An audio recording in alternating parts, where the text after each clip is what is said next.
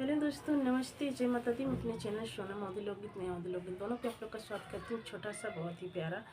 कहारवा नाच गीत, चुटकुला कहारवा नाच गीत लेके आई हूँ आप सबके लिए। आप लोग सुनिएगा, फुल वॉच करिए, कमेंट बॉक्स में जरूर बताइएगा कि कैसा लगा। तो चलिए मैं सुनाती हूँ, आप लोग सुनिए। तारे बिजुली से पतला हमारे रसिया, तारे बिजुली से पतला हमारे रसिया,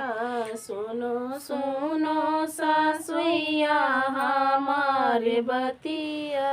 सुनो सुनो सासुइया हमारे बतिया, तू तो दूधवा पियई के बिगाड़ू रसिया, तू तो दूधवा पियई के बिगाड़ू रसिया, तार बिजुली से पतला हमारे रसिया, तार बिजुली से पतला हमारे रसिया, सुनो सुनो जेठनिया हमारे बतिया, सुनो सुनो जेठनिया हमारे बतिया, तू तो बगले बैठई के बिगाड़ू रसिया, तू तो बगले बैठई के बिगाड़ू रसिया, तारी बिजुली से पतला हमारे रसिया, तारी बिजुली से पतला हमारे रसिया, सुनो सुनो ननदिया हमारे बतिया,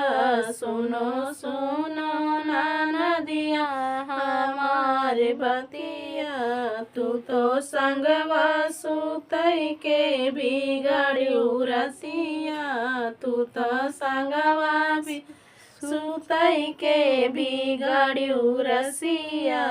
तार बिजुली से पतला हमारे रसिया, तार बिजुली से पतला हमारे रसिया, सारी बिजुली से पतला हमारे रसिया,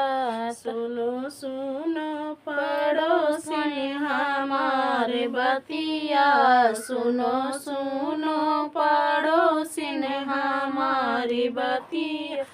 तू तो रोज बोलाई के बिगाड़ू रसिया, तू तो रोज बोलाई के बिगाड़ू रसिया, तार बिजुली से पतला हमारे रसिया,